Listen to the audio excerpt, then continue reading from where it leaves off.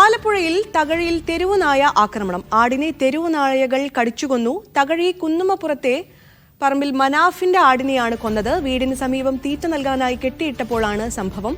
ഈ വാർത്തയുടെ വിശദാംശങ്ങളും സിബി ജോസഫ് തന്നെ നൽകും.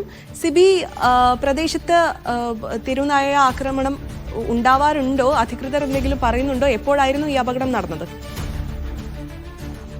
നിലവിൽ ഈ തെരുവുനായ ആക്രമണവുമായി ബന്ധപ്പെട്ട് ആലപ്പുഴയുടെ വിവിധ ഭാഗങ്ങളിൽ പ്രതിഷേധമുണ്ട്. ഇതിനിടയിലാണ് ഇപ്പോൾ ഈ തകഴിയിൽ ഒരു ആടിനെ തെരുവുനായ്ക്കൾ കടിച്ചു കൊന്നുള്ള വാർത്ത വരുന്നത്. തകഴി കുന്നുമ്മപ്പുറത്തെ പറമ്പിൽ മനാഫിന്റെ ആടിനെയാണ് കൊന്നത്. വീടിന് സമീപം തീറ്റ നൽകാനായി കെട്ടിയിട്ടപ്പോഴായിരുന്നു തെരുവുനായകൾ എത്തുകയും പിന്നീട് ആക്രമിച്ച് ഈ ആട് ചത്തുപോവുകയും ചെയ്തു. എന്തായാലും ഈ തെരുവുനായ ആക്രമണം അവിടെ കുട്ടനാട് ഭാഗങ്ങളിലൊക്കെ നിരവധി തവണ റിപ്പോർട്ട് ചെയ്തിട്ടുണ്ട്.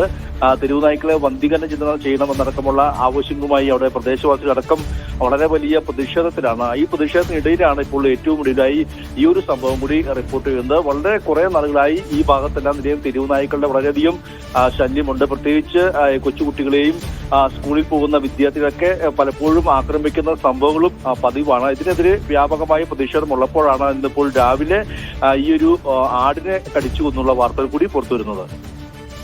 ശരി, സിബി ജോസഫാണ് വിവരങ്ങൾ നൽകിയത്.